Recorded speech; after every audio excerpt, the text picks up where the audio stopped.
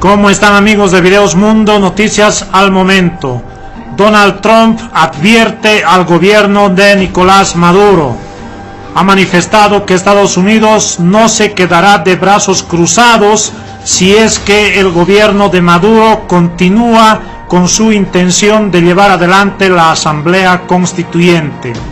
Aunque no ha especificado en qué consiste la intervención de Estados Unidos, pero es un hecho que solamente existen dos opciones. Una, que es cortar toda compra del petróleo venezolano de tal forma que se estrangule aún más la economía de Venezuela. Y lo segundo, que no es descartable tampoco, es una intervención militar.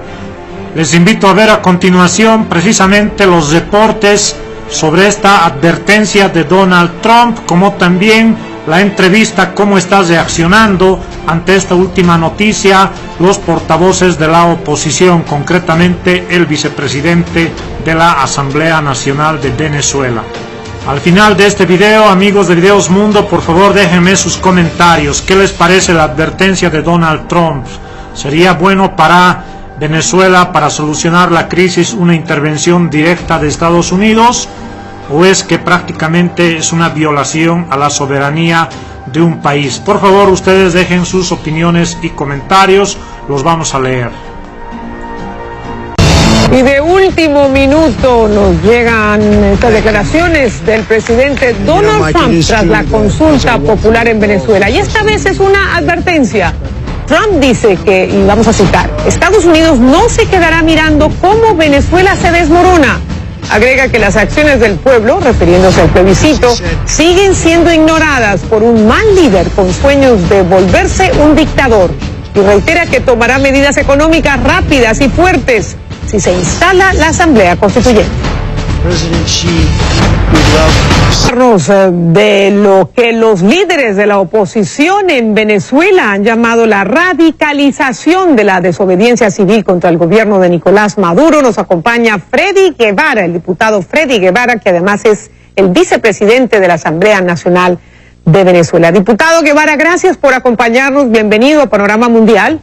Y hace apenas unos minutos leíamos una declaración escrita del presidente Donald Trump, en el que le hace una seria y clara advertencia al gobierno de Venezuela. Si no cancela la constituyente, tomarán medidas económicas fuertes y rápidas. ¿En qué podría estar pensando el presidente Donald Trump? ¿O qué es lo que ustedes quisieran que se impusiera contra el gobierno de Venezuela en términos de sanciones? Bienvenido. Buenas. No tenemos, obviamente, no podemos saber lo que piensa el presidente Trump, pero lo que sí sabemos es que todo el continente, desde Canadá hasta Argentina, ha dejado claro, al igual que Europa el día de hoy, que no van a ser cómplices de la arremetida que quiere hacer Nicolás Maduro el próximo domingo, o el domingo 30, disculpa, que es la aniquilación de la República. Nosotros hemos planteado claramente que se le meta toda la presión posible a la cúpula de la dictadura. Estamos absolutamente de acuerdo con todo lo que sean sanciones para sus dirigentes. Obviamente no estaremos de acuerdo con sanciones contra el pueblo, porque no vemos que ese sea el camino, pero sí presionar a fondo al régimen para que precisamente sepan y asuman que no existe manera de que esa falsa constituyente sea reconocida por el mundo. Pero ¿qué tipo de sanciones les gustaría ver que no afecten al pueblo? Aparte de, bueno, la cancelación de visas. Claramente siempre, no es nada más eso, ¿no? También recuerda que este es un régimen lleno de corrupción. Este es un régimen que tiene una gran cantidad de funcionarios vinculados no solamente con violaciones de derechos humanos, sino grandes cantidades de dinero y corrupción a nivel internacional. Y afortunadamente la modernidad, la tecnología y todos los convenios internacionales permiten hacer un seguimiento claro de ese asunto. Por lo tanto, no solamente esperamos que se le pueda sancionar a las personas que violen los derechos humanos y que arremetan en contra del pueblo y sean corruptos, sino que también pasemos a una etapa superior en la cual no solo se les sancione a ellos, sino que se reconozcan las autoridades que nombrará la Asamblea Nacional. este viernes la Asamblea Nacional de Venezuela, el Parlamento venezolano, vamos a nombrar a los magistrados del Tribunal Supremo de Justicia que fueron designados ilegalmente por la antigua Asamblea Nacional. Lo haremos a partir de este mandato y esperamos también el reconocimiento y el respaldo de todo el mundo libre, de todo el hemisferio occidental, de los países del mundo, a estas autoridades. ¿Cómo funcionarían esos magistrados, ese Tribunal Supremo de Justicia, en forma paralela con el que existe? ¿Cómo se financiaría? Mira, el ejercicio del poder y la legitimidad tiene que ver sobre todo con el respaldo, con la obediencia y con el reconocimiento. El ejercicio del poder no tiene que ver con una sede solamente, los símbolos del poder son importantes, obviamente, pero nosotros estamos ahorita en una lucha por la legitimidad, por a quién van a reconocer. Y nosotros estamos absolutamente seguros de que la gran mayoría del pueblo y que la comunidad internacional y los sectores sociales del país van a reconocer a estos nuevos magistrados. El régimen ha acusado a Patricia de que nosotros estamos tratando de implantar un Estado paralelo. Todo lo contrario. Quienes han venido montando un Estado comunista, un Estado comunal, un Estado paralelo al que está en la Constitución son ellos. Fueron ellos los que designaron ilegalmente unos rectores del Consejo Nacional Electoral cuando le correspondía nombrarlo a la Asamblea Nacional y no al Tribunal Supremo de Justicia. Fueron ellos los que designaron ilegalmente a unos magistrados que no tienen las condiciones ni los requisitos para ser magistrados de acuerdo a la Constitución. Fueron ellos los que nombraron un vicefiscal, una vicefiscal ilegalmente. Es la Asamblea Nacional, por el contrario, la que está en el camino de la Constitución, y por ello todo este camino que hemos avanzado y que va a seguir a partir del mandato popular tiene un solo objetivo: restituir el orden constitucional en Venezuela y poner esta lucha en el terreno de la gente y no de las balas. Diputado, usted más temprano decía que si Nicolás Maduro suspende o cancela esta Asamblea Constituyente, ustedes están dispuestos a emprender una negociación para restituir el orden constitucional.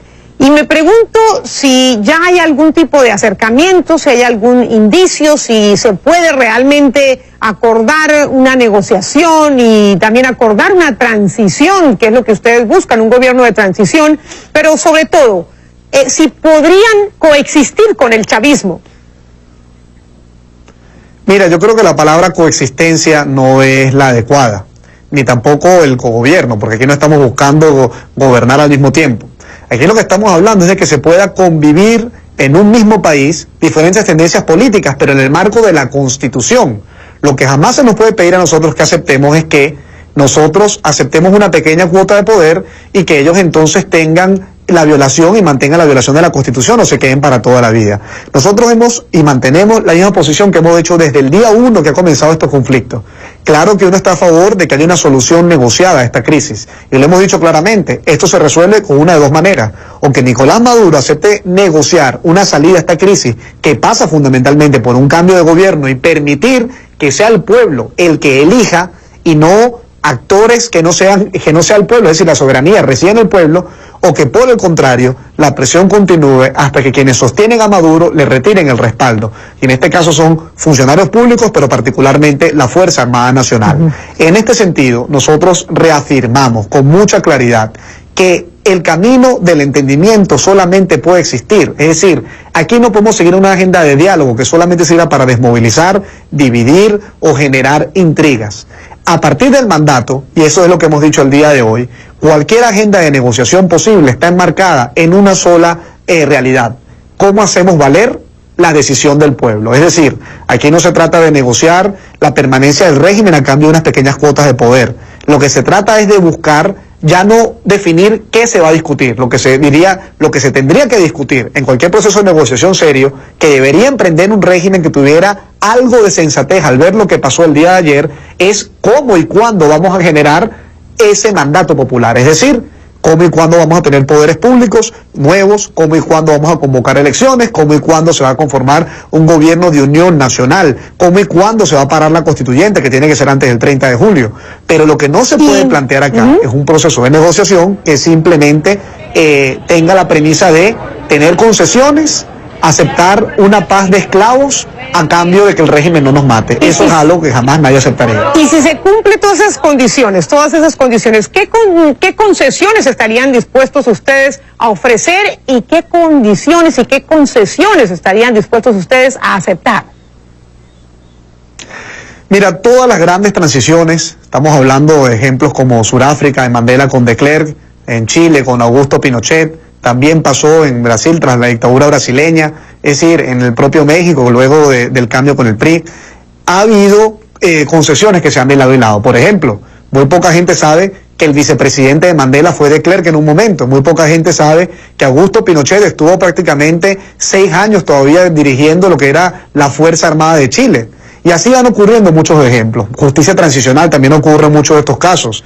Cosas que no ocurren en un país normal, pero que ocurren cuando hay una transición hacia la democracia. Y obviamente que la oposición venezolana, consciente de estas experiencias históricas, estamos abiertos a poder generar un marco que nos permita asegurar que después de un cambio de gobierno no va a venir una cacería de brujas. No es que va a venir una persecución total ni una aniquilación del otro. Porque nuestro objetivo no es aniquilar al chavismo, nuestro objetivo es que, si quiere seguir haciendo política, sea democrático.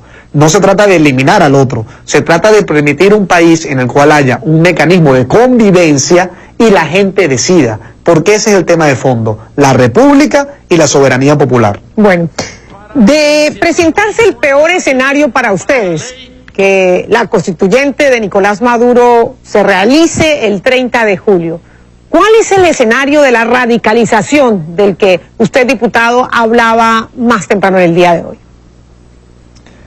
Ya esta semana hemos hecho 2 llamados. Nosotros hemos convocado para este jueves, hemos convocado un paro cívico, una huelga general de 24 horas. Y el día viernes la Asamblea Nacional va a nombrar estos magistrados, los magistrados legítimos de la República. Esto es el inicio de lo que hemos llamado la hora cero. Pero las acciones van a seguir y van a profundizarse aún más. Obviamente, por razones estratégicas, no podemos anunciarlo todo. Pero lo que sí que te quiero asegurar, Patricia, es que nosotros estamos dispuestos a transitar los 2 caminos.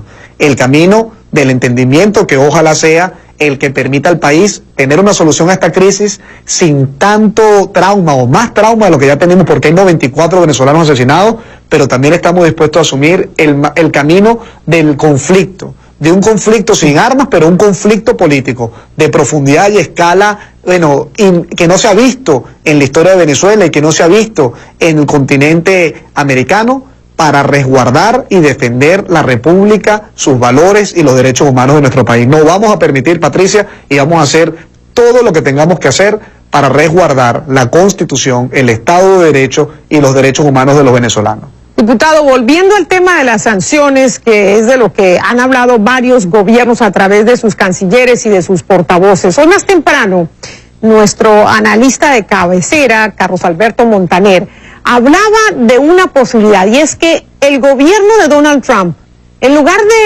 de permitir a las empresas que compran petróleo de PDVSA, deposite ese dinero en unos depósitos de garantía, en estos llamados escrow accounts, si es que el gobierno de Nicolás Maduro sigue adelante con su constituyente. ¿Le parece buena idea? Mira, obviamente una propuesta de tanta magnitud no te la puedo responder a nivel personal. Yo soy vicepresidente de la Asamblea Nacional y coordinador encargado de un principal partido de la oposición, y mi opinión comprometería a todo el resto. Esta propuesta hasta ahora nosotros no la hemos recibido como tal, y lo que sí te puedo decir es que vamos a estar nosotros dispuestos a discutir todos estos elementos y tener una posición conjunta, pero ratificándote, Patricia, que necesitamos el respaldo y toda la presión que pueda ocurrir a nivel internacional para que el régimen y sobre todo la cúpula entienda y sepa que no van a poder mantener un proyecto de dominación y esclavitud a todo un pueblo sin la condena y sin sanciones de la comunidad internacional. Vicepresidente de la Asamblea Nacional, diputado Freddy Guevara, gracias por estar con nosotros y bueno, estaremos gracias, atentos. Patricia, disculpe tarde. No, gracias por estar aquí en Panorama Mundial. Siempre bienvenido y estaremos atentos a los próximos pasos de ustedes y del oficialismo. Gracias de nuevo, muy buenas noches.